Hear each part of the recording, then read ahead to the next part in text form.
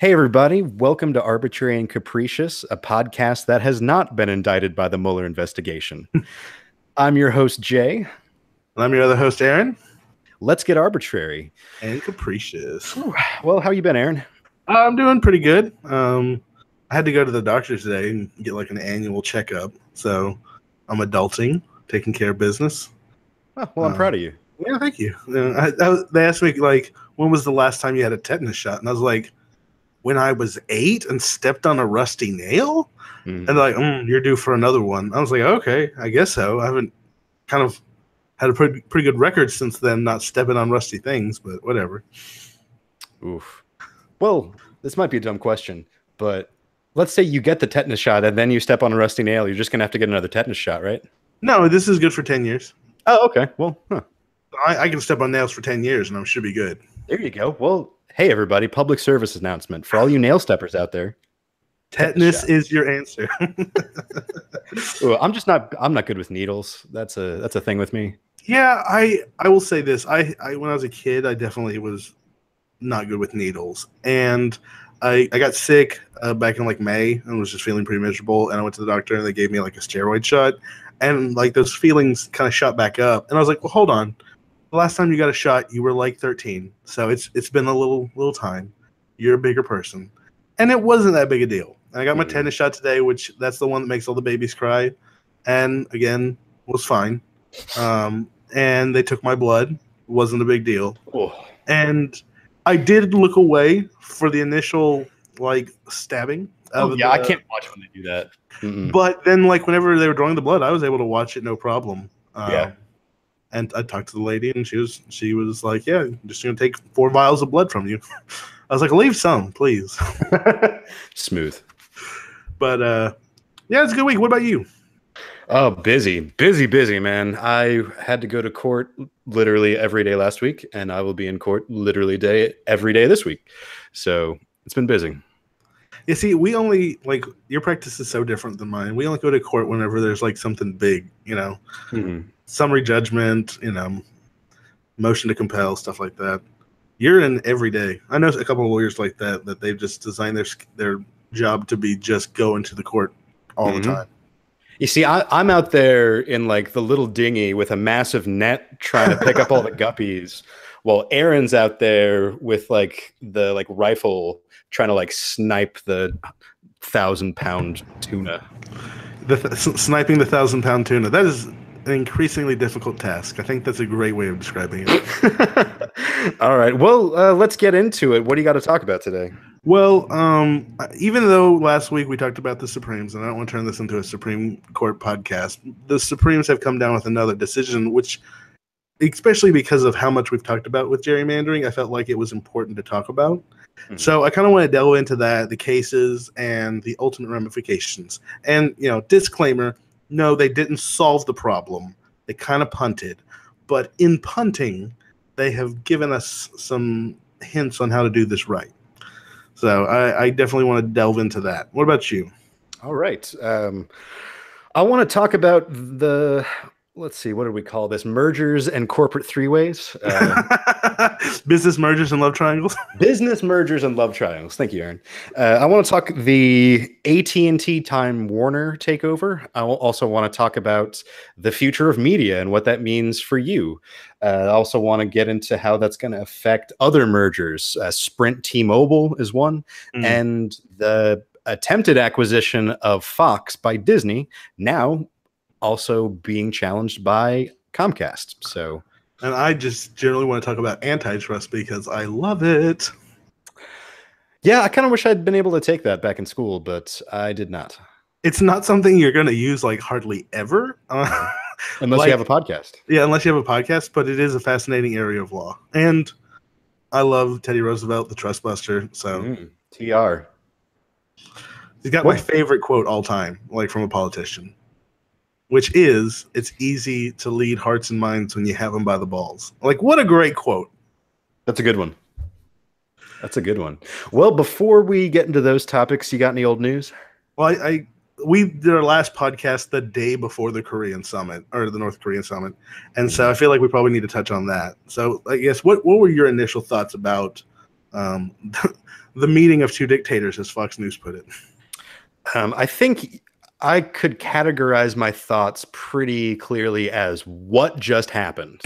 It was pretty ridiculous. Because it was quick. It was over real fast. Like, I think we recorded that podcast at like 7 p.m. about Central Time last week. Yeah. And it was happening at like 9:30. I didn't even realize it was that quick. But we could have done a live podcast review of it. Yeah, we really, you know what? Missed opportunity. It was only like an hour and a half long. That's how long our podcasts are. Exactly. And it was basically a meet and greet. They shook hands. They signed a meaningless agreement that promises absolutely nothing except for pixie dust and dreams. I don't want to get bogged down too much in it, but we gave up our superior bargaining position, and we're going to pay for it.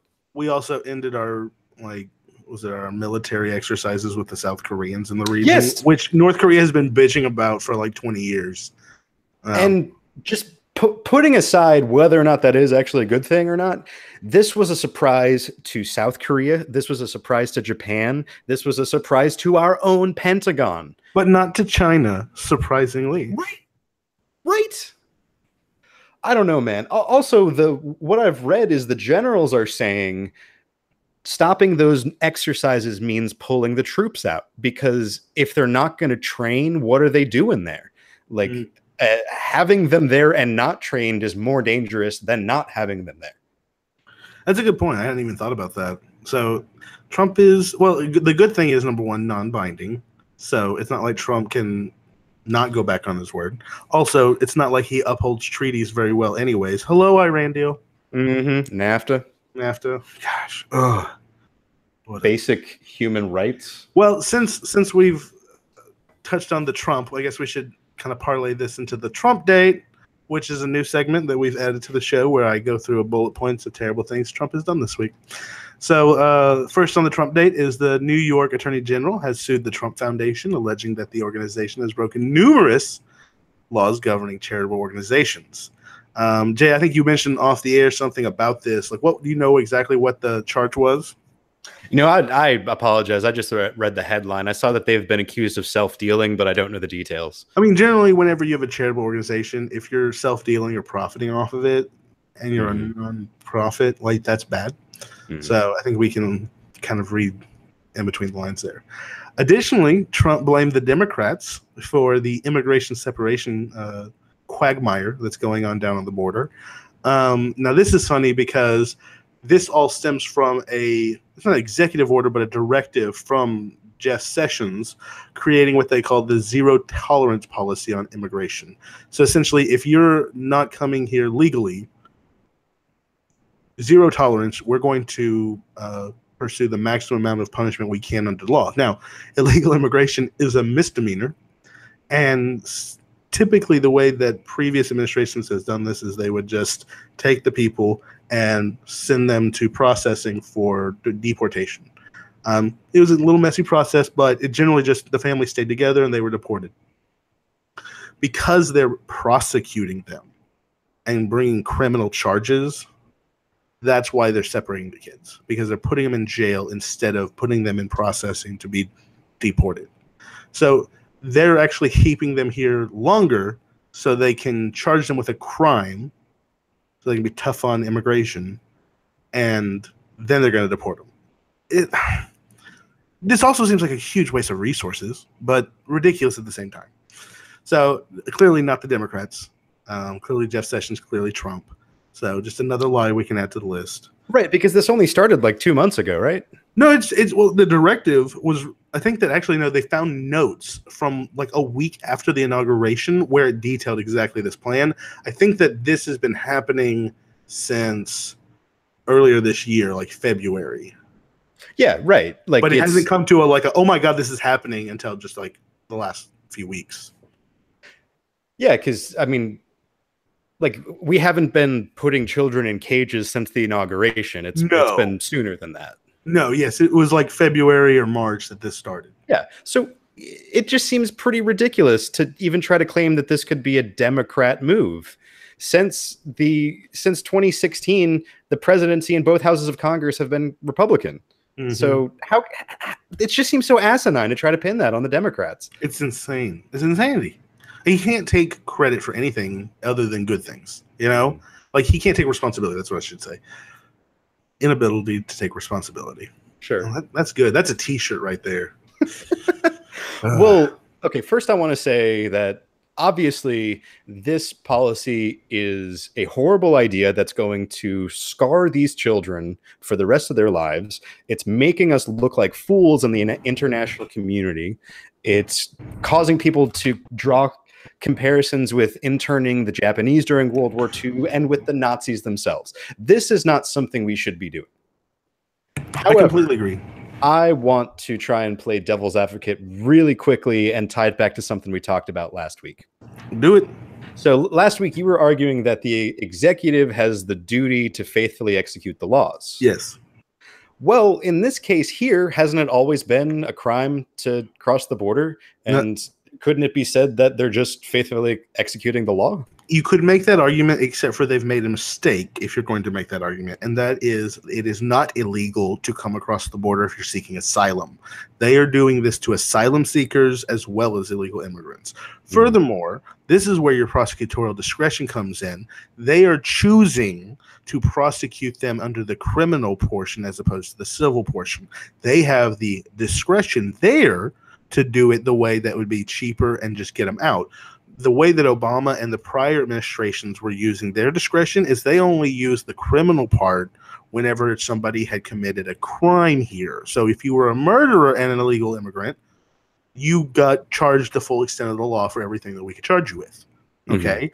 If you were just a family here trying to work and feed your family, we deported you. Okay, so there's where I would argue that your prosecutorial discretion comes in and where you're choosing, and why they're not faithfully executing the laws of the land is because they're not giving the proper treatment to asylum seekers, which many of these people crossing the border are, and they're also saying that they're not going to grant asylum for domestic violence. Like, that's insane to me.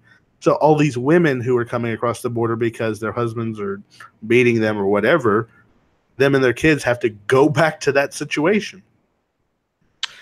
Okay, and this is horribly cynical of me, but we've got domestic violence here too. It's true. We need to do better, but just saying, if someone's seeking asylum and you're saying, oh, well, that's not a good enough reason to seek asylum. If it's been a reason that we have allowed asylum for the last, I don't know, 3-4 administrations, that's a little bit ridiculous. I don't want to get bogged down on this, so let's move on. But essentially, you understand my faithfully executing the laws of the land argument? Oh, yeah, absolutely. Like, I'm with you on it. I just wanted to try and needle you a little bit. No, absolutely. Always enjoy it. Now, next Trump date point is Trump still ain't done shit about Puerto Rico. And this is terrible how funny it is, but his administration just straight up didn't show up to a UN Council meeting on the human rights issue in Puerto Rico. And there's a picture floating around Facebook of the empty seats that says United States of America at the UN during the meeting. So just, again, inability to take responsibility for anything. Yeah, that's unacceptable. I think they're Americans. These aren't foreigners. And it feels like the administration doesn't understand that somehow. Yeah, I don't get it. Like, if this was happening to Florida, if this was happening to Texas, if this was happening to, like, any state but probably California, then Trump would probably do something. Oh, absolutely. If Mar-a-Lago's getting hit, he's going to be out there. FEMA's going to be out there during the storm trying to keep it together. Yeah, he'll be playing golf out there. All right, the last point of the Trump date is, and this ties back into North Korea a little bit, Trump's recent tariffs that he has placed on China is essentially pushing China back into North Korean arms. Everybody was like, oh, Trump got China to put pressure on North Korea and, like, you know, reduce the oil or coal or whatever they were buying from them. Well, because of these recent tariffs, China has become much more friendly with North Korea. Well, that becomes a strong bargaining point for North Korea in the denuclearization talks, because they're going to actually have some ability to survive a little bit and not need as much, I think, from us when we're trying to get them to give up stuff, you know? Yeah. Absolutely. It strengthens North Korea's bargaining position, and we've already weakened ours. So this is not looking right. No. The analysts I've read are saying that most likely at this point, as long as the North Koreans do not test any more bombs or any more missiles, China is not going to impose any more sanctions. Yeah. Basically, that's pretty much off the table now. And already they've quote unquote given that up because they've proven they have nuclear weapons. They don't need to do any more testing. Yeah, exactly. So North Korea can just keep their weapons and keep their missile systems, and there's nothing we can do about it. There was no agreement for verification. There was no agreement for inspections. There was nothing. This administration lacks an ability to see the big picture. They are very micro-focused, I feel. Looking at individual issues as opposed to how they interplay on the grand scheme of things. And that's the problem, is because we've built this global community, this global society over the last, decade and a half, and a decade and a half, century and a half. And he's just pulling out of it. That's not how the world works anymore. We can't go back to the 1950s. We can't go back to the 1800s. Nope. It's just not the world anymore. I think the most believable explanation that I've heard recently is that Trump is very much concerned with his place in history. When he's done, what are the history books going to say about him? And this gives him the possibility of being the one who made peace with North Korea. So he's got the photo ready to go, but we don't have any substance to back it up. Yeah. No, I mean, he had a trailer. He had a commercial. Oh, that was so ridiculous. Outrageous. He had a commercial to show the North Koreans during the summit. I mean, what kind of invalid is leading our country? It's tough to say. I'm baffled by this. I'm generally baffled by Trump. Absolutely. Well, I think that's the end of the Trump date, unless you have an additional point to make. Yeah, that's all I got. But I think it's now time to move on to the Supremes. Now, as I said in the intro, we've talked about gerrymandering in the Supreme Court quite a bit. We talked about Pennsylvania gerrymandering and how their state court had dealt with it, and the fiery response from their state house. But the question of national gerrymandering has never really been addressed by the Supreme Court. The first time I think it went up, they basically sent it back down and said, we're not going to answer a political question. And so two cases came to the Supreme Court during this session regarding gerrymandering, one from Wisconsin and one from Maryland. Now, they both represented pretty egregious gerrymandering practices by politicians in these areas. The Wisconsin case involved Republican gerrymandering, where in 2012, they were able to win 60 of the 99 seats, even though their candidates only garnered 48% of the statewide vote. In 2014, they won 63 of the 99 seats with 52% of the vote. That's 2/3. Yeah. And they've only got how much? 48% and 52%. They got 2/3 of the vote. That is some choice gerrymandering. Yeah, and the Maryland case was actually about a Democratic gerrymandering, where the Democratic legislature redrew one district from performing majority Republican to a majority Democrat dominant. So essentially they switched it. They redrew the district so that it would lean towards the Democrats and eliminate a Republican seat. Mm-hmm. So one district versus the whole map, which I think is funny. But both apparently equally as egregious. But unfortunately, the Supreme Court punts on both cases. The Supreme Court essentially refused to decide the merits of the case. In Wisconsin, the plaintiffs had brought a statewide claim challenging the entire map as a whole. But the court said that the plaintiffs could only bring a challenge to a specific district where they live. So essentially, the plaintiffs lacked standing because they could not show that the entire map had harmed them individually. So they needed to, essentially the court sent it back down to the lower courts and said, determine whether or not they have standing to sue because their district has been gerrymandered. So I think that's kind of interesting that the court kind of gave us a guideline, a framework of how to create standing in this gerrymander question. If the citizen of the district is suing, then they're suing on behalf of just that district, and they have to prove that the way their district has been drawn, their vote has been diluted. Okay? Okay. If you can you do 30 seconds on what standing means? Yeah, so standing essentially is I have been injured by something, and I have the right to come to the court and show you that I've been injured and get redress for my complaint. So there's an actual injury to me personally. Now, the argument here is the reason why they're saying there's no standing here is you don't live in those other districts. Mm-hmm. You don't live in the county over from you. You live in the county where you live.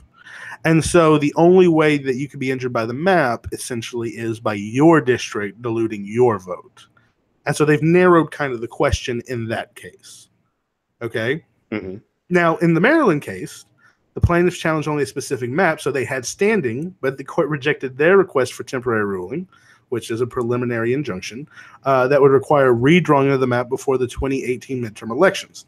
The court held that the plaintiffs were not diligent in bringing their requests and that the public interest favored keeping the map in place for now. The decision is very fact-specific for the Maryland case. So essentially, they sent it back. There was a request by the plaintiffs for the court to redraw the map before this 2018 election. This was called an injunction, essentially put the map back the way it was before. The court said, you haven't even gotten to the merits of the case. You do have standing because you're suing on one district, so they're affirming what they had just said to the prior case, but you're asking for something that is it's too soon. The public is going to be affected by this decision. It's just 6 months away from the election. We can't do that. So we're going to send your case back down to the trial court on the merits to determine whether or not you have a claim, because you do have standing, but we're not going to grant your temporary relief and shift the map back to the way it was. Okay? Mm-hmm. So those are the two cases that we had this term on gerrymandering.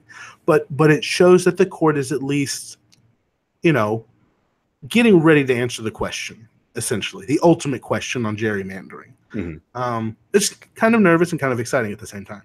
Well, did you say that the court did find that one of the plaintiffs did have standing? Yes, the Maryland plaintiffs have standing, but the reason they were appealing to the Supreme Court was because of the preliminary injunction. Right. They actually hadn't gotten to the merits of the case down at the trial court level. Right. This was a pretrial motion to essentially, for this 2018 election, put it back the way it was before the Democrats had shifted it from the right to the left. So in the case where the plaintiff did have standing, they have now cleared that preliminary hurdle, and we actually might get an answer on this eventually, correct? Eventually, yes, but they have to have the full-blown trial. Right. So that's they're still at the pretrial level. And this was an issue that they thought was so important to the 2018 election that they moved for the court to essentially put everything back the way it was for this election so they could get the Republican seat, mm-hmm. and then let the court decide the case. And if they were wrong and they weren't gerrymandered, then it can go to the way that the Democrats had drawn it. So that was what they were asking the court to do, and the court said, no. You should have asked this immediately when they drew the map. Mm-hmm. Not 6 months before, not a year before. So, but needless to say, I think these are important things for us to be aware of, because gerrymandering is a serious issue in this country. Politicians picking their constituents is not the way democracy was supposed to work. Right. So let's talk hypotheticals. Let's say that we get to the merits, and maybe not on these facts, maybe in just hypothetical gerrymandered state. And the court does find that there was gerrymandering. So what's the solution? How do you fix it? I think that the practical answer is going to be state legislature redraw a map that's based more off the population regions, the cities, the neighborhoods, and not based off of... Go ahead. Well, didn't the state legislature, draw the gerrymandered map in the first place? So you're just going to send it back to them and say, do it again? Yeah, because I think it's their job to do it. I don't think it's the court's job to draw the map itself. Oh yeah, absolutely. And I think that you have to say, do it right this time. And if they don't, what you do is you impose over the state legislature, like for Texas, for example. Let's say Texas has been found to have gerrymandered, and the Supreme Court sends it back down, and they say, hey, federal court judge in Travis County, you have oversight over this map, and you have to approve it. And so now they draw the map and they bring it to the court, and the court looks at it and they say, no, this is still gerrymandered as hell, man. Now they'd probably say it more, eloquently than that, but it's nay, sir. Do it again. Now, Right. This is kind of what happened in Pennsylvania. Remember, they said houses redraw the map, and the House appealed to the Supreme Court instead. I mean, I can understand why the Pennsylvania Supreme Court redrew the map themselves. Mm-hmm. You gave the House a chance to fix their problem, and they chose to appeal your decision to the court above you. Right. So what did they ultimately do? They drew their own map. Mm-hmm. I don't know necessarily we understand the full ramifications of that decision yet, but I think we will soon. I don't think that's going to go away yet. But I think that that's the proper method, is essentially keep slapping the legislature until they get it right. Okay. And maybe I'm getting ahead of things, but eventually onto the merits, what would be the standard that you would apply to a map? What's the line between a gerrymandered map and a not gerrymandered map? I think that initially you have to do a racial analysis. You cannot try and dilute certain racial minorities' votes and spread them. Like if there's a pack of let's say, like, for example, there's a lot of white people that live in Collin County. And there are a lot of Hispanic and Asian people that live out in Garland, which I don't know what county that is. But it's still Dallas. Is that Dallas County? Okay, so Dallas County. You can't cut up the counties and try and reduce the number of liberals in a district because that, let's say, Hispanics maybe vote majority liberal, and cut it with bigger sections of the white people, and in order to dilute the district where Dallas is, so it has less of an impact, less of an influence. You could give 3 districts to Dallas, which is all blue, and instead you're cutting out pieces of that to try and reduce the liberal influence of the big city. I think that would be an analysis that would have to be taken. Now, this is going to be pretty technical and pretty, in-depth, legal analysis and rigmarole, if you will. But I would also cite you to the integration of the school districts. The federal district courts took that task and they did it. There's a judge in Sherman, Texas, who integrated the schools, and he said, this is what we're going to do. You're going to send these kids to this school. You're going to send these kids to that school. We're going to bus them, and we're going to integrate these schools. This is going to happen. They figured out a way. I believe that our federal judges can handle this. And I think that they can see whether or not people are diluting minority votes. Do you know if the court, excuse me. Do you know if it would be within the court's power to find that it is no longer proper to draw the lines based on political affiliation? Because as it stands now, that is totally legal. You can completely discriminate your districts based on whether a person is a Democrat or Republican. That's allowed. It is, because it's not a protected class. It's not an equal protection question. But at the same time, religions and creeds and stuff like that are things that you choose to be a part of. And we're getting to a place where people are discriminating based off political party. Should we allow that conduct to continue? Didn't we, as a general people, say discrimination overall is a bad thing?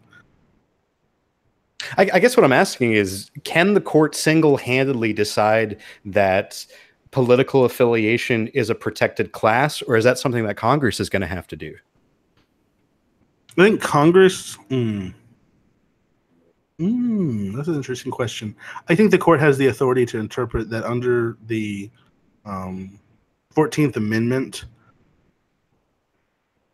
by this is a good argument. Here we go. I just figured out one. By diluting Democrat and or Republican votes based sheer on their affiliation with a political party, you are violating people's right to associate under the First Amendment. And so by punishing people for associating for different factions than the majority faction, you are essentially violating the First Amendment. Boom, right there. I think under the First Amendment, they could decide that a political party is an association, it is a protected association, and you therefore cannot discriminate government based off of an affiliation or association. So yeah, I think that the court could do it. Well, I hope so. That I think is one way that would help, but on the other hand, you're not supposed to gerrymander on race right now, and they definitely do. So that's the thing. The court needs to stop them. That stuff first. I think they need to slap down the stuff that's clearly a violation of our long-standing case law at this point, and the 14th Amendment. But I do think that there's an argument to be made under the First Amendment, the 14th Amendment, that you are punishing people for their association, and the government doesn't get to do that. And if you're diluting their vote because of their association, that's no different. That's no different in my mind. Because you're choosing to do something that affects an individual in a district based sheerly off of their thought process, their association, their beliefs. So yeah, I think that this could be ripe for proper analysis for the Supreme Court. You want to hear a crazy idea? Sure, do it. So let's say, just for the sake of argument, that whoever is in charge of coming up with the final map actually cares about having a fair map. What if we crowdsourced it? Because, there's a million nerds out there who just love maps, and I'm one of them, and love data that would jump at the chance to create this kind of map. So why not have a commission that accepts basically public proposals, and what they're judged on is the metrics. How well does each district accurately represent its area, its region, its people? I like the idea. I think that a state could do that. The problem are lobbyists still, and their ability to lobby for, let's say you do that and you crowdsource it and 25 maps are submitted. And let's say, I don't know, Exxon, big oil and gas company, has interest in Texas for some reason. Says, yeah, what? Exxon's going to submit one. This map right here, legislature, this is the map that you should use, you know? And, then they start saying, and here's the money for your campaigns that you're going to be running in the next season on. And I say, this is what sucks. So I think actually the legislature needs to do it, and they need to do it. They need to be held to some type of standard for doing it. It doesn't need to be the Wild West. You don't need to basically decide your government in the way, decide what type of government you're going to have by how you draw your districts. That is what we have come to, is that people are keeping power by diluting opposition belief systems in the voting booth. And by no means is this easy, because this is a complicated process. It's completely unrealistic to expect that every district is going to be a perfect encapsulation of the state or the country as a whole, because that's not how sampling works. Well, and this is what's interesting, is Pennsylvania's answer was to try and balance the districts, try and give you each district a 50-50 shot of going either way. And now, some districts that's just not possible just because of the sheer number of liberals in the state. But at least in some of the districts, there was okay, it could go either way. You actually have to campaign here. Is it too hopeful to ask that the people drawing the map could just forget about all of those different classes and all of those different labels, and they could just see people? I would like them to use computers and put in all the demographics and all the data, the census data we can, and have the computer use an algorithm to come up with a way of drawing the map so that you have just a reflection of communities. I think that reflections of communities is make the DFW area divided into a certain number of districts, but have it to where it makes sense, have Dallas one district, have the couple of counties above it a district. I don't know how many seats we necessarily need, but it has to have some rhyme or reason to it. Don't have these slivers that cut through things and eliminate portions of a community that they live on one street and they're voting in one district, and the people to the left of them vote in a different district, and the people to the right of them vote in a different district. I mean, that's their neighborhood, and they have 3 different representatives. That's insane. Well, I like where you're going with using the computers because I sense you mean using AI Yeah. essentially. Yeah. And I think that's a good idea in the long run. Eliminate the human element Right, to because it. at least in theory, you could actually write a program that is race blind, gender blind, ethnicity blind, all of that blind. Because this would never be data inputs that it would look at. You could essentially Yeah. create something that was based off of, communities and in I don't even know what input you'd put into it. But needless to say, I think that AI would be the way to go. I think that's ultimately the way to go. I like this idea. However, I don't think that it's a viable idea yet, because in reality, what would happen? Either we get the government to create their own AI, or we ask somebody in the private sector to do it. And are you that could be all that tampered information with to Google or Facebook? Yeah, Are giving you going to all let census Amazon do data. it? Yeah, it would have to be the government, and it would. What you could do is you could have a partnership between Google and the government, where Google helps manufacture the AI, and then the government runs the AI with all the data they have and keep it in house. That would be a way of doing it, where you would keep the government with good technology, not having to invest in a insane amount of money just to develop an AI, but at the same time keep all the data secure and in house. See, I think that one of the lessons that we've learned in the last year, 2 years, is that that's not possible. Data's going to get out no matter what. Well, you know what I mean. Not giving Google a shit ton of data that they can just use for whatever purpose they want to use.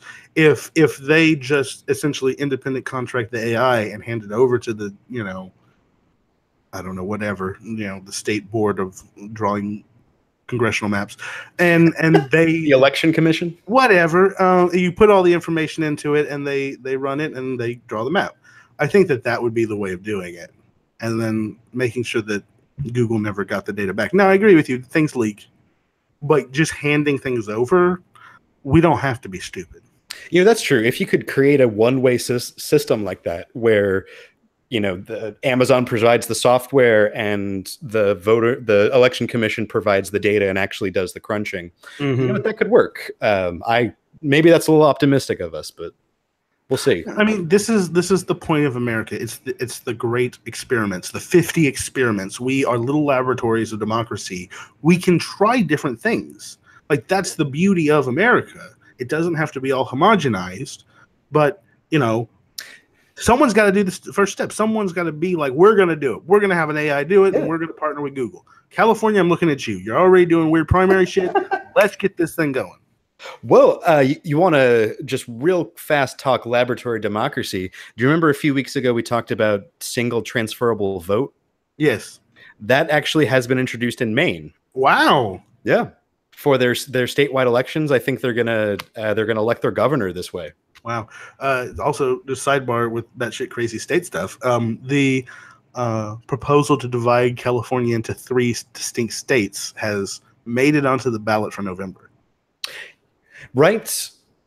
I don't know the details, but I want to say it's kind of like stupid easy to get something. They had to get a certain number of, they had to get a super number of signatures, but this guy failed to get that many signatures on his 2 prior proposals. Yeah, that's true. So this is his 3rd time, and he finally got enough. Now, last time I think he wanted to divide it into like 5 states. So maybe this was a little bit more feasible, more palatable to people. But I do believe that even if they do it, they don't have permission from Congress to actually divide up, so that it's not like anything actually happens until Congress approves it. Yeah, it's not binding. No. Also, I think Texas is the only state that can actually divide itself up without permission from Congress. I think you're right about that. I could be wrong, but I've never heard of another state with that authority. Yeah, so, well, very cool. I think that's about everything I want to talk about with the Supreme Court. The thing that I'm really excited about is that we have a framework. We now understand what the standing is that they're looking for challenging a gerrymandered map. Now, this is where you get, in my opinion, here's my lawyer mind working, a class action against the election commission to like get one person from every district, and you bring a class action against them and say the whole map is injuring each one of us individually and all of us collectively because of the dilution of votes. That's how I would take it. Yeah, and now that we have the framework, it really can't be that hard to get one plaintiff from each district. Yeah, one plaintiff from each district. Or, I mean, hell, get like 20 plaintiffs from each district. Yeah. You know? Bolster your standing, whatever you need to do. But there's got to be, now that we know how to get standing for one district, now we know how to make standing for every district. Mm-hmm. So class action is the way to go, in my opinion. And that will be really interesting if another lawyer figures that out and takes that case, because I would love to see a class action against the Wisconsin election board with a plaintiff from every district, because that's the move right there. Well, hey man, why not us? Because we don't have Wisconsin licenses. Well, give me a minute. Nor are admitted to the federal bar in the state of Wisconsin. Oh, like it's hard? Well, I don't want to wave into Wisconsin. Why not? I don't want to practice in Wisconsin. I mean, no offense to anyone in Wisconsin, but I mean, I love cheese and all, but I don't need to see how the sausage is made. So, fair enough. Also, I want to get out, no offense to Texas, but I don't really want to live in Texas. But honestly, if all the places I don't want to go, that is way too cold. Like Wisconsin, you see some of those football games, like they are basically freezing to watch a football game. It's ridiculous. Yeah, like they the field up there in Green Bay, it actually has like synthetic fibers growing alongside the grass that can be heated. That way they can melt off the snow when they play. I've seen that famous like Cowboys game, the Ice Bowl or whatever. Ice Bowl. Yeah, where like they're flying, like it's like, I don't know, the Super Bowl on ice. Like they're just like slipping around, fumbling. It's ridiculous. Yeah, that one still hurts. Yeah, they lost that one, right? Yeah, and it was like 30 years before I was born. But it still hurts. Okay, a few last points I do want to say before we go on. The court could have just shut down the whole thing and said, we're not going to answer the gerrymandered question.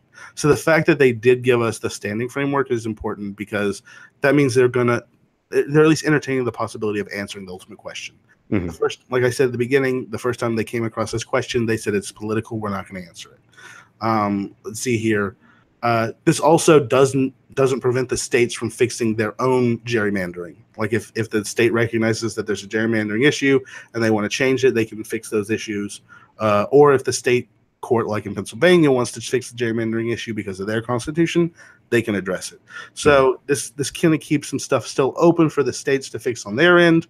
And it just allows the court to kind of clean up the case and get the question that they want to answer on the table. Mm-hmm. That was my final thoughts on that. That's all I got to say about that. Mm-hmm. So I guess with that, I feel like I'm talking a lot, but we're going to move on to the weird news. Yeah, what do you got in weird news this week? Well, of course, we've got the separate but equal Space Force that Trump has announced that he wants to bring into fruition. Did you hear about this? Yes. Did you watch the video of him announcing the Space Force? No, I didn't. It's worth a watch. But, okay, let's listen to this. This is what he said. He says, when it comes to defending America, it's not enough to merely have an American presence in space. We must have American dominance in space. I know it kind of sounds like John Travolta a little bit, but sorry. American dominance. He wants to militarize space exploration. Did he really say that? American dominance? That was a word for word quote. That was a word for word quote. That's not what you're supposed to be saying, man. That's not what you're supposed to be saying. Like that is the most anti-Star Trek thing I've ever heard. That smacks of like Queen Victoria in the maybe not Queen Victoria, Queen Elizabeth. This smacks of like Elizabethan colonialism. Yeah. Damn it, man. And you mentioned Star Trek, but I kind of feel like with Space Force, somebody was like, all right, it's going to be Starfleet, but we can't call it Starfleet. Space Force. Space Force. No, I think it was more like Air Force. We should have a Space Force. Oh, I think it's even worse. Like it's more. That's lazier. Yeah, it's even lazier. So now Trump has been considering the creation of a Space Force for a few months now, and apparently has got quite a bit of resistance from the Air Force, which currently oversees the military space program. But he announced his support of the idea at a White House meeting of the National Space Council, as the administration presented a directive for setting a new goal of landing on the moon within the next 10 years. We're going back to the moon. We're going to put a base there? No, just going, visiting, see how things have been. I mean, I can understand the Air Force's objections, but I think it is a little bit ironic given that the Air Force was originally a branch of the Army and then eventually was deemed to be important enough to be its own branch. Agreed. And that's just kind of what's happening here. Well, yes, but here's the thing. Congress has to approve any new military service. And so far, the lawmakers have been pretty divided on this Space Force idea. So I didn't know this. Like I was actually surprised by that. I thought that as the executive branch, he could create executive agencies willy-nilly. But apparently when it comes to military, that's not true. He has to get congressional approval first. Hey, that's fine with me. Yeah, that's fine with me too. I think that's a good check and balance. But needless to say, please, if you're going to make a Space Force, come up with a better name. Please. I mean, just no. And I still hate him. That's funny. Yeah. But American dominance in space. What an asshole. What an asshole. I mean, you want to talk about, like, this is the problem. This is that 1950s white America mentality. Mm-hmm. That we're better than everyone else. We are the Messiah Nation. We're here to save everybody. And we can take whatever we want because might is right. I really hope someone reminds Trump that the United States entered into a treaty with the rest of the world that the moon does not belong to any country. Yeah. And that the moon is Earth's. It's a collective ownership of the moon. It doesn't belong to America. And honestly, I don't think building a moon base is all that good of an idea. Like, it's just blowing up the moon is going to have some pretty bad consequences for Earth. Like, I just feel like capitalism should not get to touch the moon. Like, what are we going to do without tides? I know. How are we going to wash our clothes? It's a good joke. There's a delay there. It took me a second. Yeah, I got you. But I got there eventually. So I mean, I don't. This is the thing. Capitalists can be like, somebody wants to buy a moon rock. Well, we don't need to sell them because they need to stay on the moon. Like, gravity is based off of mass. When you start removing the mass of the moon, you're affecting its gravitational pull, affecting our tides. Capitalism doesn't need to touch that shit. Wait, are you suggesting that we could excavate enough of the moon that it would eventually change the gravitational? I'm telling you, when you start blowing shit up and you have something that has no core, has no way of creating new layers of outer crust or anything like that, like our planet does, and you start drilling and blowing things up, you don't know how it's going to react. If you blow up the moon, or if you start grinding away on it, yes, you could eventually just mine away so much of the moon. It doesn't have the mass, the gravity that it has. Now, that's not going to happen in our lifetime, but I think that'd have to be like 1,000 years. Are you sure? What if they find a use for it? I'm just saying. We like, oh, we have 500 years of coal that we can burn in America. Yeah, until we start like figuring out that we can burn it in some compressed rate and use it in some other different way. Like I'm just saying, we have limited resources, and the moon plays a really important role for our ecosystem, unlike like oil. So let's just leave it alone. I don't want to mess with it at all. What about the asteroid belt? What about Sirius? That's far enough away. That's far enough away. You can go ahead and mess with anyone out there. Not in my backyard. Not my backyard. We're going to call this the America doctrine of space. Don't mess with moon. Nobody gets to touch the moon. Yeah, if you want to go to any other planet, go ahead. I don't care. That's not going to affect our daily lives. Mercury, who gives a shit? Yeah, Mercury, you want to go build a resort on Mercury? Go right ahead. No one's going to go, but you can do it. I'm not going. It's a little hot. Just like Trump's condos in North Korea. No one's going to those. I'm not going. Yeah, whenever we have peace with North Korea, like, I feel like, are they going to try and market off of being like a crazy dictatorship for 50 years? Like, come and look at the concentration camps where we kept our own citizens. Oh, definitely. You can, right now, you can go to the cave where Xi Jinping used to live when he was like fleeing the Cultural Revolution in China. It's like a tourist attraction. Wow. Yeah, it's weird. That is bizarre. So yeah, Space Force on the horizon. I'm joining up. I'm not. Unless that giant bugs attack the planet. I ain't joining up. Well, when you were a kid, did you want to go to space camp? No, not really. I didn't go to camp. Oh man, I saw the commercials for space camp, and I was like, that is the only thing I want. I struggled with like movies where it depicted people going to camp because that wasn't a part of my life, and I was like, people don't really do that. Like, and then I went to camp when I was like 15, and I was like, oh, camp's a real thing. So. I mean, for me, I went to church camp pretty much every summer because that's how my family worked, and then I went to band camp a couple times, and that was awesome. So let me clarify. I grew up like hardcore old school Pentecostal, and in that movement, camp meeting was not like summer camp. It was like all the people came together, and it was like a revival for like 2 weeks, and you went to service every day. So when people were like, "Oh, I'm going to camp," I was like, "Hell no!" Yeah, you know, that does not appeal to me to sit and for 2 weeks and listen to a Pentecostal preacher yell and scream. So, and when my family changed to a different church, and I went to church camp with them, and it was like a regular summer camp, and I was like, "Oh, this is great! I like archery." Yeah, like the first time that I went to church camp, I was pissed. Really? Like the first morning, they're like, "All right, we're gonna have breakfast, and then we're gonna go to worship." And I was like, "Why are we gonna go to worship? Like, why do we got to do that? I thought this was camp." And they were like, "Where do you think you are?" I was this is church camp. This is not what I thought I was gonna be doing. But I got over it eventually. They said you should just be teaching us verses while we're getting our badges. There you go. Why not? Yeah, why not? Multitask. Do you really think they had service out in the middle of the desert whenever the Jews were marching across Egypt? No. Well, like maybe when they stopped. No, the synagogue system didn't happen for another 400 years. So, but they didn't have like any sort of like service. No, I mean, are you talking about the ancient religion was nothing like what it became. Like, honestly, if listen to this, like they only started reading the Torah to the entire nation every 7 years after Moses. So I'm just saying, like, it wasn't organized. No, the rituals came after Moses. And they were walking through the desert. They didn't have nothing. They were slaves. Interesting. They had no culture, no nothing. They were brought out of Egypt and became a country. If you believe the narrative of the Bible. I know a lot of people don't. Huh. Well, that was a good peek at the Bible corner. Peek at the Bible. All right. Well, you want to talk some corporations? I always do.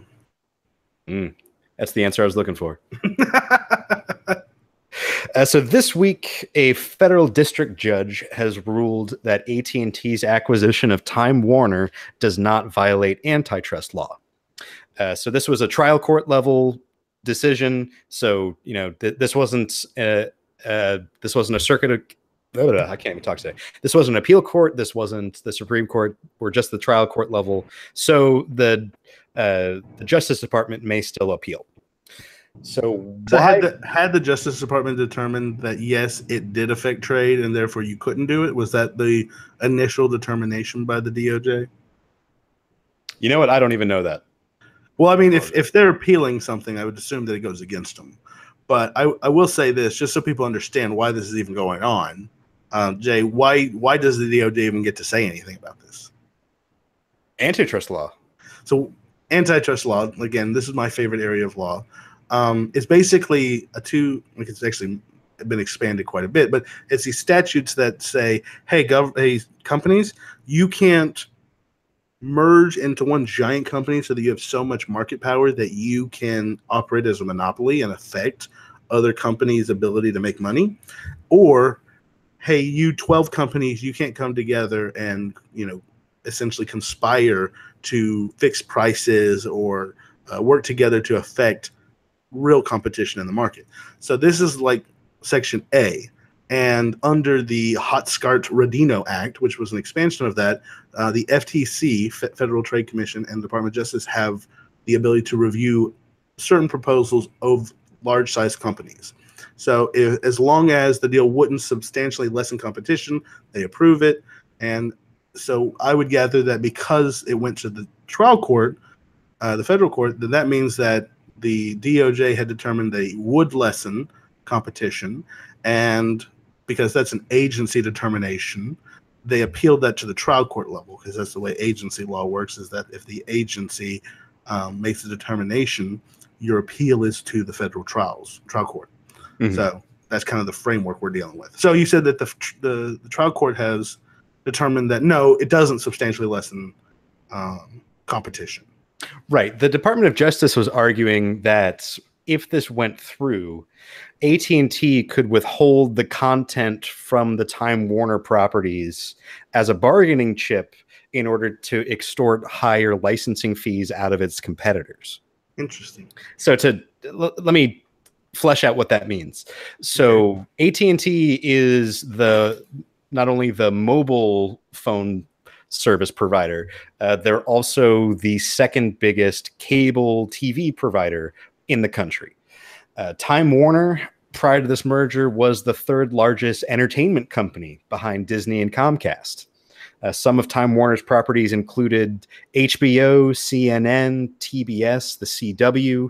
This also includes the Warner Brothers Movie Studio, who created titles like Batman, the DC Universe, the Harry Potter franchise, the Hobbit movies, the Matrix. Now, they've got. Sorry, just real fast to clarify something, because like I used to have Time Warner cable, and then that became Spectrum.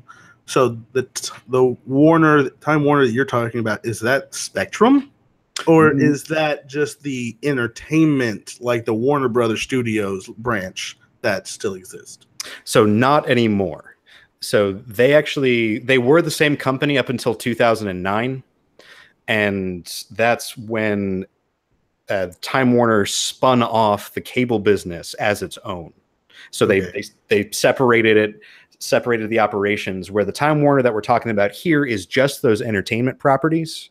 Okay. While Time Warner Cable, they did continue to operate under that name and pay a license fee to Time Warner up until 2016, when they were bought out by Charter Communications, who then changed their name to Spectrum.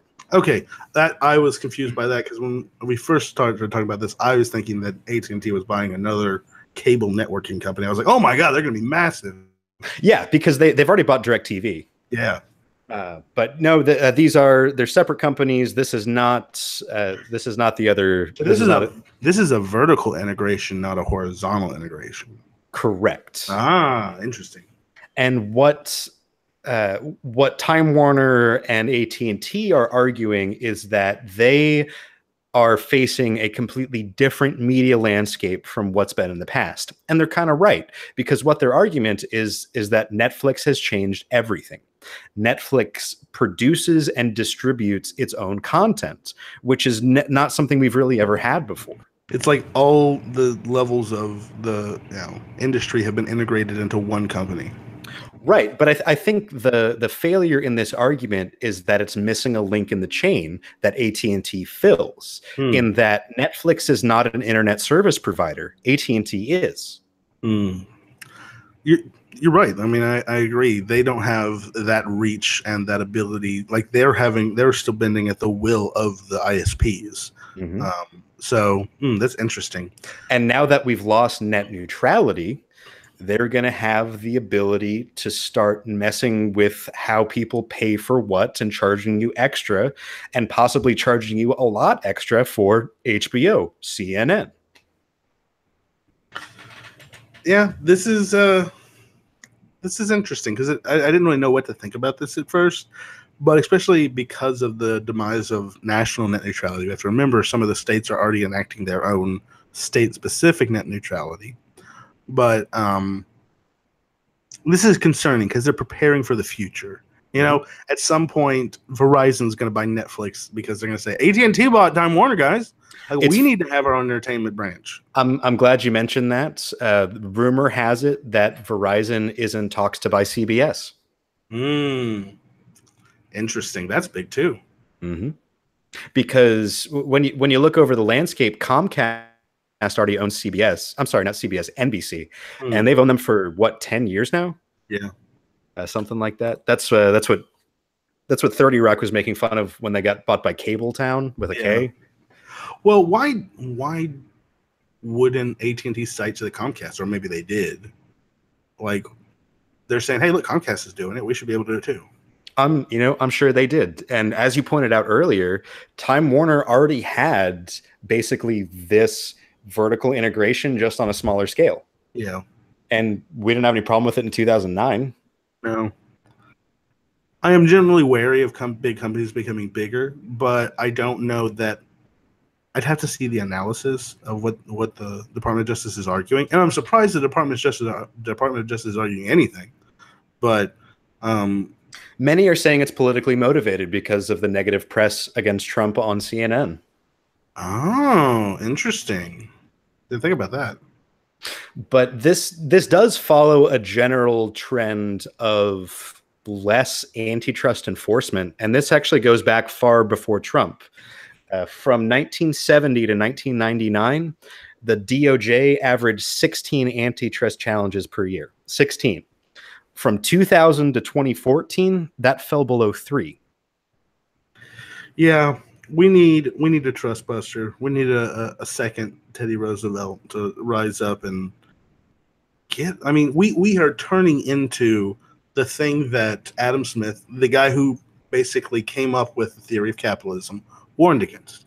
In his book, Wealth of Nations, which lays out the theory of capitalism, he said the only thing worse than the state controlling all of the industry and all the business is if the businesses control the government. Mm-hmm. And the bigger these companies get, and the fact that money is speech and you can't regulate it, they're going to have the biggest, loudest voices in this country. Mm-hmm. And it's not going to matter who you vote for. They're be the ones who's paying for the election. And they're going to do what's best for them first, not us. Mm-hmm. Absolutely. That is exactly what Adam Smith warned about. Like, that's what I wish the hardcore capitalists on the right would understand. You're not a fan of capitalism. You're a fan of cartels. You're a fan of just oligarchies, just business oligarchies. It blows my mind. In defense of capitalism, I would say that a free-flowing market that breeds competition is what leads to innovation. But these oligarchies are the opposite of competition. Yes. This is anti-capitalism. This is anti-capitalism. But at the same time, centralized planning produces innovation as well. Yeah, I mean, sure, but like American space program, Russian space program. Well, I don't think that I would not say that Russian system today is a centralized planning. I'd say Chinese is a proper centralized planning. They're not communist. So are you saying that central planning is going to breed more innovation than an open market? No, I believe that it's going to breed more efficient innovation. Because here's the thing. Okay. Let's look at all of our cell phones that are breaking down on a bi-yearly basis. If you have a centralized planning and you say, hey, build the phones that'll last 10 years instead, they have to make the phones last 10 years. You see, capitalism says, oh, well, we can make more money by making things less durable and therefore selling it to them over and over again. I mean, that's a problem. We're putting precious earth metals in all these devices. There's only a limited supply of that, most of it coming from China, which, picking trade fights with China is stupid. But, I mean, we're creating a bunch of just consumer crap that ultimately in the long run doesn't necessarily progress society. It may just be entertainment or entertaining or fun. Okay, and I like fun. I like stuff. Stuff is fun. I like to play video games. I understand that. But at the same time, at some point, do we need to make everything that we're making and selling to each other? Why is that not also a question that we ask? Yeah, you can make it, and yeah, someone will buy it. But why are we wasting our resources this way? If we're truly wanting to reach for the stars, why aren't we focusing that a little bit more? Yeah, but I think in a capitalistic society that works the way that it should or the way that it could, that the free market takes care of that. Where as long as people want it, though. Where the resources that are going to be necessary are going to be valuable. And waste is going to be discouraged because you're going to make a lot more money not wasting. I don't know. There's a lot of waste created by the Ford Motor System. We're going to build a car that doesn't last you forever. We're going to build you a car that you're going to have to buy a new model every so many years. Why? Because I can make more money off that. How many cars are being created? How many cars are being thrown in junkyards? How many cars are being crushed into, metal blocks that could have lasted a lot longer because we allow manufacturers to create something that is not as durable as it should be. Yeah, but it's not like we're being overflowed by junkyard cars. Those cars are cannibalized for their parts, and then they live on. And the consumer pays for it again. That's what I'm saying. We have to pay someone to come take our recycled shit, and then we have to go buy the shit that gets taken out of the recycling. It all comes down to us and them making more money. To me, it's not efficient. Capitalism also is based off of the wants of the people. If people want cell phones instead of space exploration, we're getting cell phones instead of space exploration. We went to the moon in the 60s, guys. Why the hell aren't we colonizing the solar system? Well, because we'd rather be looking at cat videos. Let's just be honest. We'd rather be exploring the internet than the solar system. I don't know about that. I'd say we're not exploring the solar system because of the basic laws of physics. I think that it comes down to investing. What are we investing in? We have consistently cut NASA's funding, especially the Republicans, and Trump has cut it even more. He wants to militarize space. That's not what we're wanting. That's not what the goal is. It's not uniting human race at all. But I still come back to this, that it's going to be driven by our wants and desires, and those can be influenced by media and by advertising. And so, yes, things can become more expensive. But look, how much were cell phones when they first came out? They were very expensive. Yeah. Then they got to a point where average man could afford it. And how much was a razor? $100? Or maybe $200? Remember those? The Motorola razors? How much was the last iPhone? Do you remember the iPhone 10? It was $1,000. It was $1,000 for a phone that's going to last you 2 years. It's $1,000. I'm just saying it's getting to a point where, yes, those rare earth metals are becoming rarer and rarer, and we're putting more and more into them, and they're getting more and more expensive. And what's happening? People are still buying that shit. Yeah, now, I think that Apple realized that $1,000 is a bit much. They didn't sell as many as they wanted to. So that's basic economics. But at the same time, capitalism. Well, that's basic economics. I wouldn't say that's just capitalism. But economics is capitalism. Economics is the study of decision making. Right. Capitalism is the theory that my self-interest will cause me to produce something that will be used by society, therefore pushing society forward. Basic supply and demand is economics. You're talking about a financial system or a kind of system, a theory of how things are operating versus the way that economic flow in a society works. Okay? Yes, capitalism uses supply and demand to its benefit, but I don't think that that's necessarily inherent. You have supply and demand in a communist country. You have supply and demand in a mercantilist country, pre-capitalism. I mean, these concepts existed prior to capitalism's theory. Right, but you put the planning in the hands of the government, and you ended up with shortages. You can, yes. It depends on how bad your government is. But look at China. China is not all that centralized anymore. Well, with regards to big infrastructure and stuff like that, yes, it is. I mean, this giant, huge plan where they're building the Silk Road back across Europe, like that was a centralized plan, and they're like getting other countries involved. Yeah, but that's not their economy. That's not how people make their money. I mean, it's jobs. That's definitely economy. It's resources. I'm saying that's not they're allocating the resources. But they also decide how things are allocated. Now, yes, they probably give some leeway to different areas, but they do have the last say on things. Sure, and you know what that leads to? Corruption. You can. But we have democracy, and it's corrupt as shit right now. So it's not like centralized planning is all that worse right now. If you're going to talk corruption.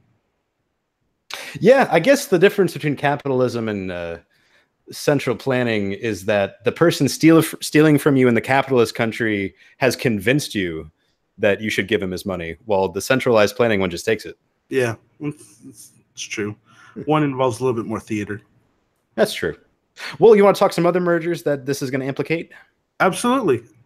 So I don't think we've touched on this podcast, but back in December, Fox and Disney announced a $52 billion deal where Disney would buy most of 21st century's Fox's film and television properties. All their intellectual property, like all the videos, movies, and TV shows that they've created. Right. So this includes Fox's movie studio, their regional sports networks, and cable networks like FX, but it does not include the main Fox network, Fox News, or the national sports network Fox Sports 1. So this does not include Fox News. We're not going to have a Disney-fied Fox News, which would be hilarious. And I don't think Rupert Murdoch would give up the, state armed propaganda Fox News has, acquired in the Trump administration. Like that's a pretty sweet position he's got himself in. Yeah, exactly.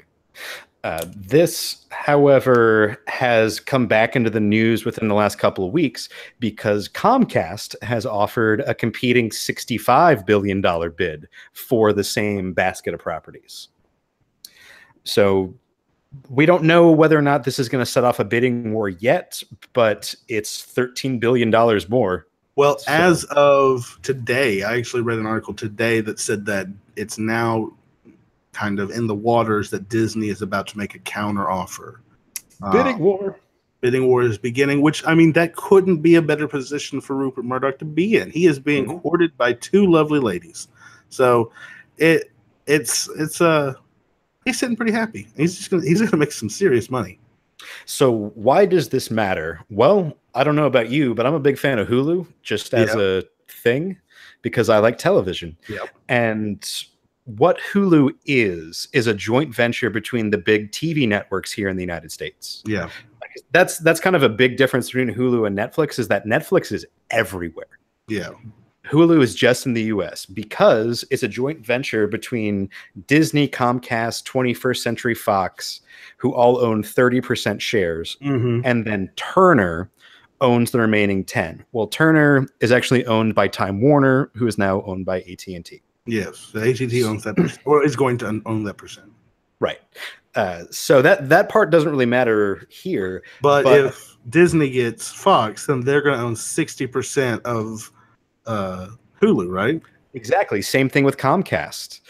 Whoever gets this is going to own a controlling stake in Hulu. Oh, ooh, interesting. So this has gotten a little bit like more spicier. Because then Disney could just kind of take over. If they have 60%, they're a majority shareholder. They can do it however they want. Mm-hmm. And I had heard that Disney was preparing to set up their own streaming service to rival Netflix or HBO Go or what have you. And this could provide an opportunity where they could just take over Hulu. That'd be interesting if there's a provision in there that allows the majority stakeholder to purchase out the minority. Yeah, that is pretty common. I don't know the specifics, but it's possible. Because then they would own all of Hulu, and then Comcast would be left with nothing to put their stuff on. They just have to create their own service like CBS did. Yeah, but no one uses CBS service. Hey, man, 50% of the hosts of this podcast use the CBS service. Yeah, but you only use it to watch Star Trek. Like that's the only thing. Like what else? What else have you watched on CBS on there? I watched one episode of Young Sheldon, and that's all it took. And that's all it took. You didn't need to watch anymore. Yeah. However, I would strongly recommend Star Trek Discovery to anybody out there. I need to watch it. I've not watched any of it, and I've heard great things about it. I liked it. I'm a fan. I'm excited that they're keeping all of these. Like a lot of people are saying that Hollywood's run out of ideas. They're bringing back all this old crap, and I'm like, yeah, honestly, I kind of like that they keep these things alive. I like that they bring back shows and kind of keep stories alive because it's kind of like reminiscent of like oral history of humans retelling the story over and over again, and it changes with each culture and each retelling to fit the day and time of the people. I feel like that's kind of what's happening is we're taking old stories that we've told before and we're updating them to the current generation, making it more relatable, more so they can appreciate that story once again. I apologize if this is retread, but were you the one I was talking to about like spoilers and how that's ridiculous because like the Greeks never had that? Was that you? Spoilers? Like, don't tell me what happened in the play? Yeah. This was not me, so I'm interested now in this question. Because the Greeks didn't have spoilers? Yeah, like kind of what you were saying about how before modern times we had oral traditions and pretty much everybody knew them. Everybody knew all the stories. Mm-hmm. And that's how it was in Greek times. That's even how it was in Shakespeare's time. Yeah, all the where stuff that Shakespeare was writing down has been told 1,000 times before. exactly. Same thing with all those Greek plays. When you went to the theater in ancient Greece, you knew exactly what was going to happen. You knew exactly how it was going to end. And you didn't care. You were going to be entertained. Yeah. The whole concept of spoilers is very much new. And kind of what you're getting at here about how people are getting upset that, oh, everything's either a superhero reboot or a sequel. Yeah. And you're kind of right. And I'll admit that there is a little bit of staleness, I've got to say. However, I think people overblow it because this is really how it's always been. There's really only so many stories. Yeah. You can change the character names, but there are only so many stories. Mm-hmm. And some of them are tropes because they're good stories, and some of them are tropes just because we keep repeating them. That's and true. I think the way forward is to try and tell the difference. Well, I will say that on this Disney Comcast Fox issue, I'm rooting for Disney because I want the entire Marvel Universe reunited again so that they can reboot everything and create the combined Avengers X-Men universe as it should be. But we already had Infinity War, so like, what's bigger than Infinity? I don't know. I don't read comics. Like I've read like 25 comics in my life. Infinity times men. Well, Infinity War is a specific story, and honestly, I think in Civil War, which they kind of touched on, but the real Civil War story, like it involved the X-Men, involved everybody in the Marvel universe. Like, and it created a very interesting alignments where like Venom is fighting with these superheroes, and like I don't know who else are villains, but another villain is working with these superheroes. It was just kind of more interesting because it created completely new lines of alignment or allies between all these Marvel characters, and their interplay was very interesting. So, well, one last merger I wanted to bring up was Sprint T-Mobile. Yes. Because this kind of, I felt, went a little bit under the radar within the last month, is that Sprint and T-Mobile, the number 3 and number 4 wireless carriers in America, decided that they're merging. Mm-hmm. And now they've tried to merge like twice, right? Correct. And each time, just the threat of action by the Justice Department stopped them. This time, we're still waiting for that Justice Department challenge to come, and it's probably not going to. Well, that would make this new Sprint Mobile the largest carrier, wouldn't it? No, they're still going to be in third.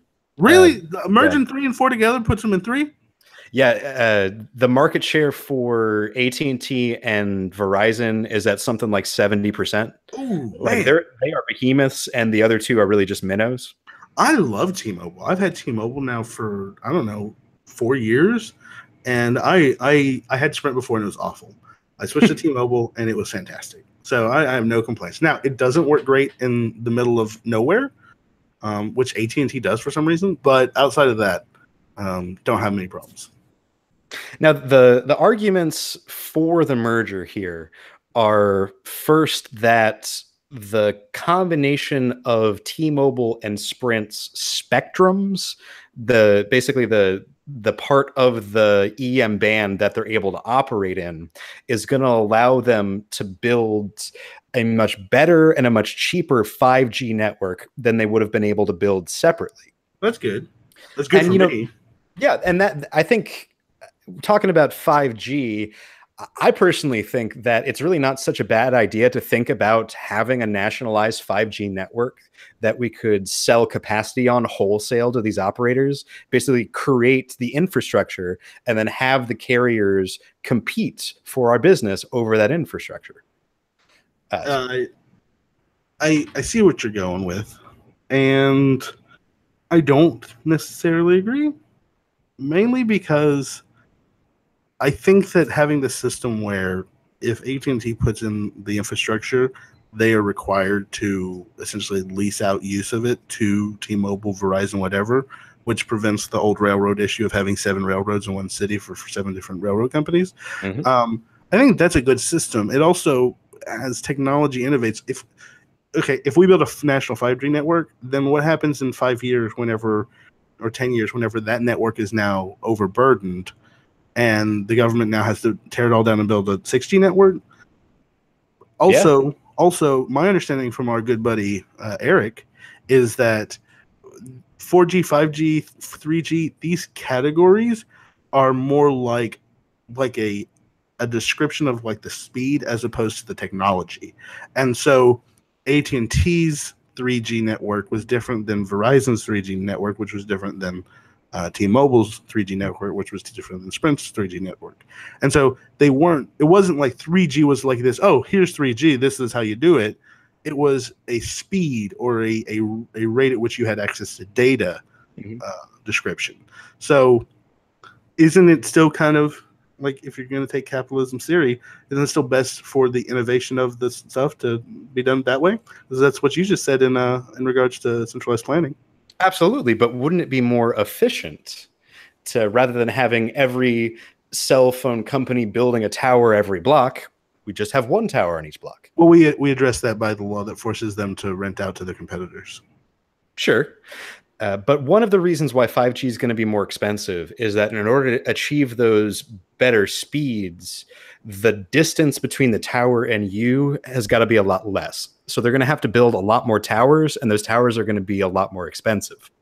If we do it in a way where AT&T, if we do this, I'm not opposed to actually the government building this, as long as we do it in a way to where the AT&T and Verizon and T-Mobile and Sprint can't pass the cost off 100% to us. Like, that would be my only concern. If you draft the rental proposal that you can only pass on 50% of the cost or 30% of the cost of the infrastructure to the consumer, I'm okay with that. If they're able to pass through the entire thing to us, and so it's not even a cost to them, I'm not okay with that. Yeah. And I think this whole not building this shit anymore, our tax dollars are, then I think that's at least fair. We shouldn't have to pay for this shit twice. Oh, yeah, absolutely. And I think this whole conversation is academic anyway, because my understanding is that the wireless providers are already building the 5G networks. Like, I think they're going to roll it out in Dallas this fall.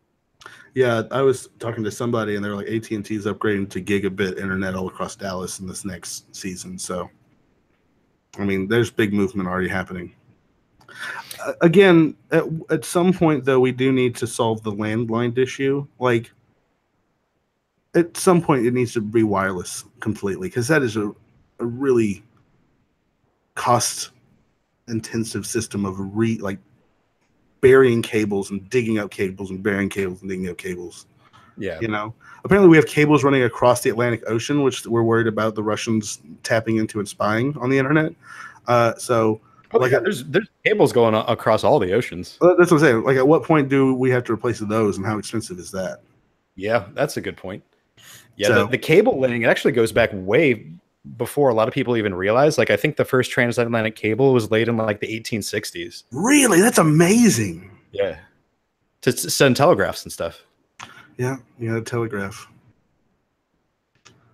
Well, that's about all I've got to say about mergers. Any closing thoughts? Pro Disney, don't give a crap about AT&T that much, and I'm pro the T-Mobile Sprint. I mean, I like T-Mobile. Maybe Sprint has some good features that I don't remember, and it would at least give T-Mobile a little bit more girth to compete in the American market with Verizon and AT&T. And like you said, Titans and minnows, or whales and minnows, whatever you want to call it, like, let's at least make it up to like a catfish or something. Yeah, fair enough. Fair enough. Well, before we get out of here, you want to check the mailbag? Mailbag? Of course we want to check the mailbag. All right. I'm pretty sure that was a Pee-wee reference right there. Well, do you want to do the social media call-outs while I check the email?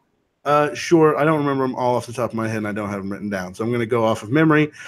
If you have questions, comments, concerns about the podcast, Arbitrary Capricious, please contact us either via our email account, which is arbitrary and capricious, or is it arbitrary capricious podcast @gmail.com. There's no and in the email. Or you can reach us by our Twitter, which is @arbcappod. Is that it? Almost. That's our hashtag. That's our hashtag. Hashtag ArbCap. What is it? It's at ArbCap Podcast. ArbCap Podcast is the Twitter handle. And if you want to tweet at us, it's hashtag ArbCap Pod. And send us your questions, your comments, anything that you want to say. If you think we were wrong about something, let us know. We can be wrong. I know Jay has called himself out. I probably haven't, but your day is coming. Yeah, that day. I'll figure out something I was wrong about. My dad's fond of saying that I was wrong once, but it was about being wrong. I like that. All right. Well, we've got one question in the mailbag today. This one comes from Jan in Scranton. Yeah. Jan asks, "Hey guys, loving the pod. Got a question about cupcakes for you. So if you took a traditional standard cupcake and scaled it up, basically just made it bigger, is it still a cupcake?" Ah, okay. So we're talking just like a big cupcake, which would traditionally be called a cake.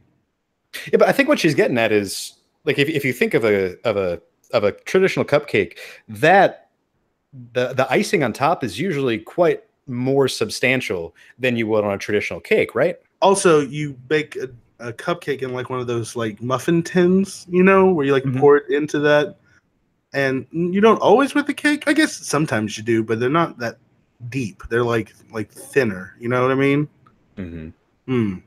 I think that if you were to scale it up completely and actually like pour the batter into like a giant like tin thing to where it actually turned into a cupcake and you put a gob of icing on top of it, yes. But if you did what these like cake shows do, you know, have you ever watched like the Great British Cake Off or whatever they're called?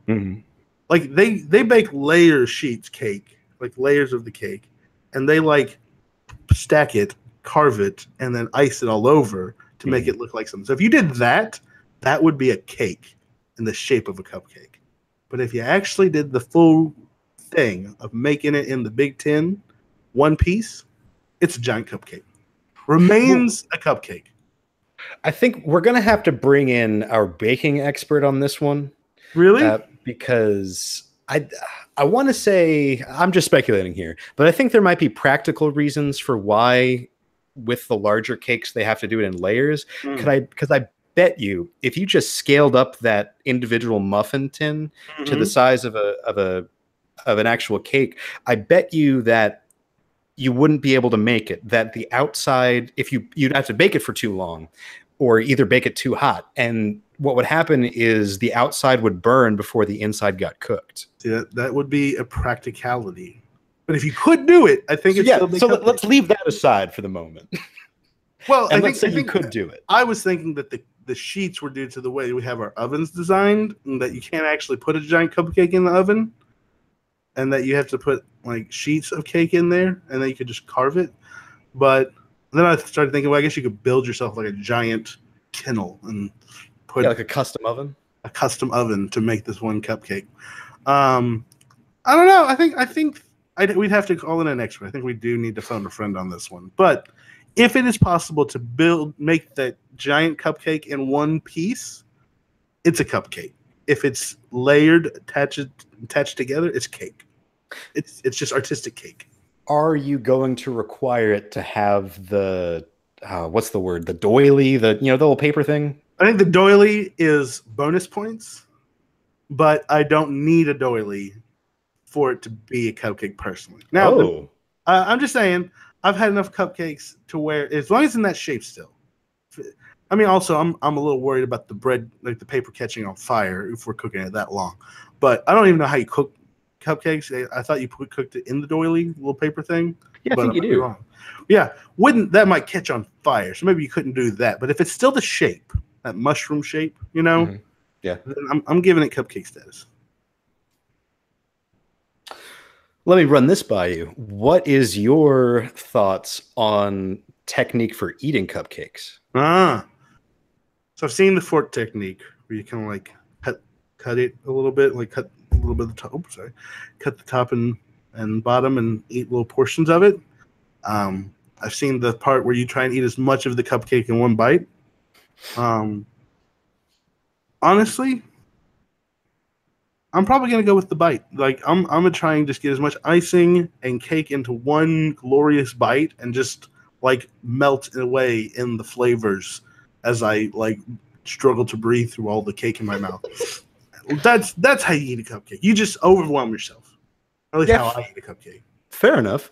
Yeah, I was very much impressed when I was first introduced to doing kind of the sandwich thing where you take off half the bottom and you put that on the top. What? I've never even seen this. I've taken off. Wait, really? I've taken muffin tops off before and just eaten the top and then eaten the bottom, but I've never turned them into sandwiches. Oh yeah, you take the cake out of the doily, you take off about half of the cake part at the bottom, then you put that on the top. That way you got a little cupcake sandwich. Oh my God. This is revolutionary. You see, that's what I thought the first time I heard it. I tried it and it was fine. Like it was a little bit cleaner on your fingers, but that's not always what you're looking for. Also true. You don't go to barbecue if you want to have clean hands. Yeah. And for me, I kind of like the traditional cupcake stacking in that I can have some bites that are mostly icing, or I can have some bites that are mostly cake, and I get to choose which one's which. That's true. It's true. It's also why I just try and do it in one bite, because then you get everything at once. It may look ridiculous, but it's just very tasty. See, this betrays my inner gluttony, but I am also a big fan of the one bite policy. The one bite policy, just kind of in general. Yeah, I want to know what it goes together with. Yeah, like I'll admit I did not know what an amuse-bouche was until like 2 years ago. Wait, hold on, I don't know what an amuse-bouche is right now. So, what are you talking about? Well, shit.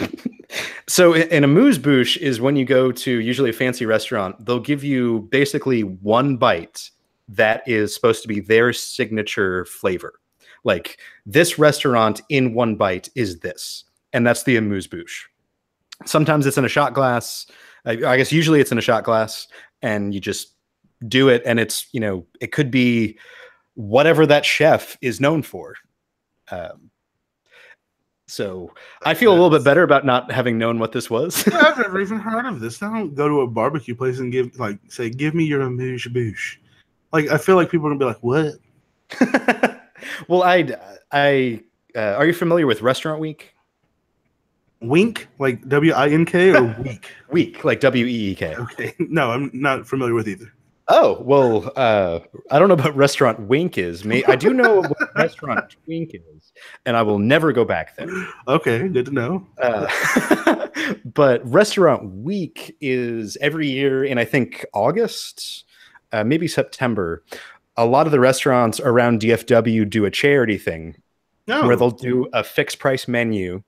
And it's usually like some of the fancier places, and it's either like $25 or $35. I'll have to look up how much it is. But like basically you get to eat at a really great place, have a multiple course meal for not that much money, and the proceeds go to charity. They go to the food bank usually. That's cool.